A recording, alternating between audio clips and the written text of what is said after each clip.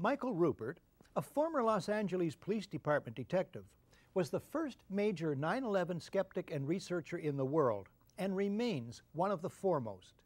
He was one of 40 experts on 9/11 who testified at the 6-day International Citizens Inquiry into 9/11, held in Toronto in May of 2004. I helped organize that event. At the inquiry, Michael Rupert addresses the absence of jet interceptors, but the unlikelihood of a simple stand-down order, and asks, what if they were so confused and had been so deliberately confused that they couldn't respond? Michael Rupert is standing by at his office in Sherman Oaks, California. Michael, thanks for this.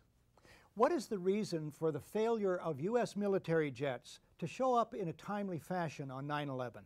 Well, the simple fact is, Barry, that they didn't know where to go. The reason that they didn't know where to go was because a number of conflicting and overlapping war game exercises were taking place, one of which, Northern Vigilance, had pulled a significant number of North American fighter aircraft into Canada and Western Alaska and Northern Alaska in a mock Cold War hijack exercise. There was another drill, Vigilant Guardian, which was a hijack exercise, a command post exercise, but it involved the insertion of false radar blips onto radar screens in the Northeast Air Defense Sector. In addition, we have a confirmation, thanks to General Richard Myers, who was acting chairman of the Joint Chiefs, who told Richard Clark, as reported in Clark's book, that there was another exercise, Vigilant Warrior, which was, in fact, according to a NORAD source, a live-fly hijack drill being conducted at the same time. With only 8 available fighter aircraft, and they have to be dispatched in pairs, they were dealing with as many as 22 possible hijacks on the day of 9/11, and they couldn't separate the war game exercises from the actual hijacks. But this was done deliberately, though.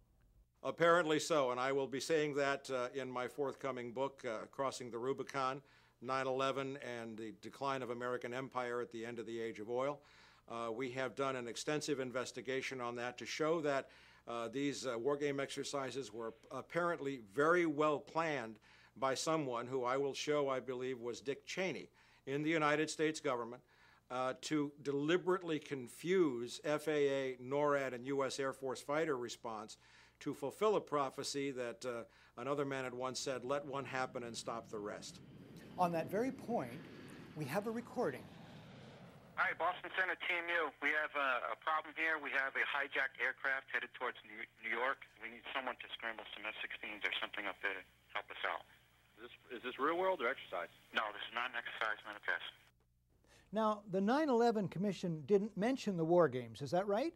No, in their final report they did mention, I think in one paragraph, Vigilant Guardian, but the response given by NORAD Commanding General Ralph Eberhart and other Air Force spokespeople was absolutely nonsensical, and it made no mention of any of the other war game exercises. Eberhart's position was, in fact, which is a very ludicrous position, that the Vigilant Guardian exercise, leaving aside the others, actually helped speed response on 9/11, and that is absolutely not the case. How does this relate to the 9/11 Commission report, which says that planes had gone in the wrong directions? Well, that's a separate issue, and that remains to be clarified. But what I will be disclosing in my book, in effect, is that there were 2 simultaneously operating command and control systems functioning on the day of 9/11, and at sometimes they were issuing conflicting orders.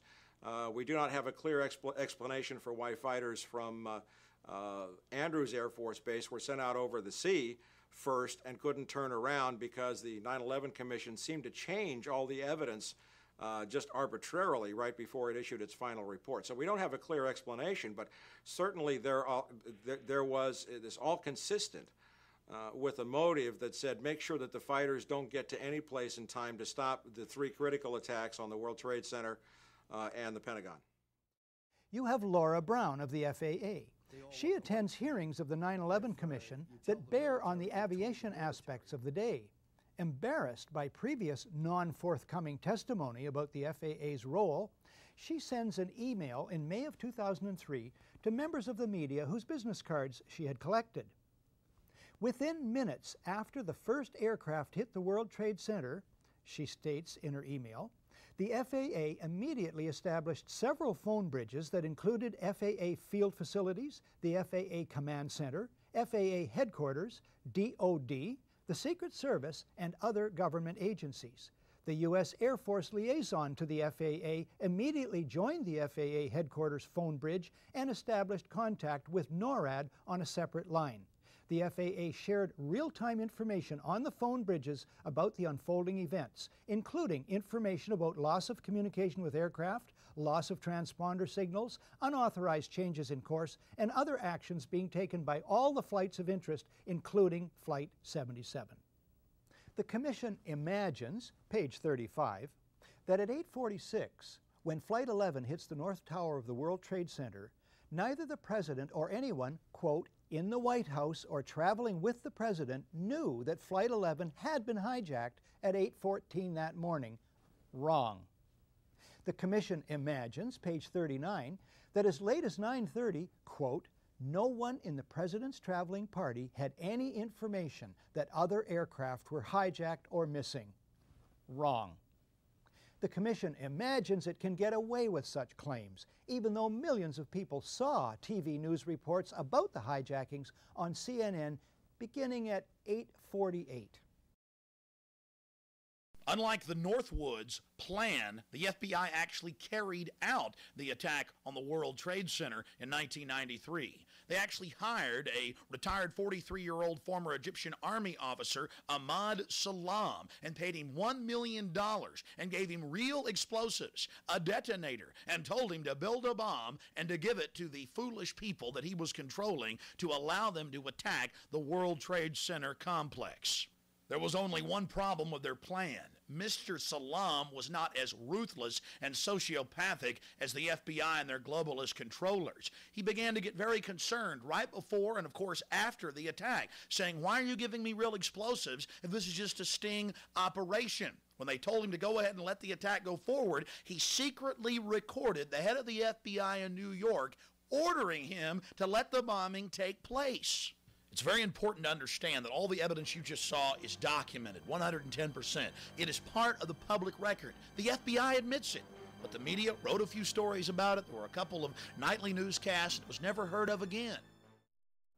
In July 2001, Ken Williams of the Phoenix FBI office wrote a now famous memo to headquarters suggesting a nationwide program to keep tabs on suspicious flight school students. But the suggestion was suppressed before 9/11 by the FBI's Radical Fundamentalism Unit, where Michael Maltby, Marion Bowman, and unit head David Frasca all had access to it. Shortly afterward, in August of 2001, the Minneapolis FBI field office questioned recently arrested Zacarias Moussaoui, later alleged to be the 20th hijacker. As the investigation intensified in the weeks before 9/11, one Minneapolis agent claimed he was worried Moussaoui might try to fly a hijacked airliner into the World Trade Center. But the Minneapolis investigation was so vigorously blocked that agents joked Osama bin Laden must have a mole at FBI headquarters. Once again, it was Michael Maltby, Marion Bowman, and David Frasca who played a role in the obstruction. All three had knowledge of the Phoenix memo at the time, yet none of them told anyone in the Minneapolis office about it prior to 9/11.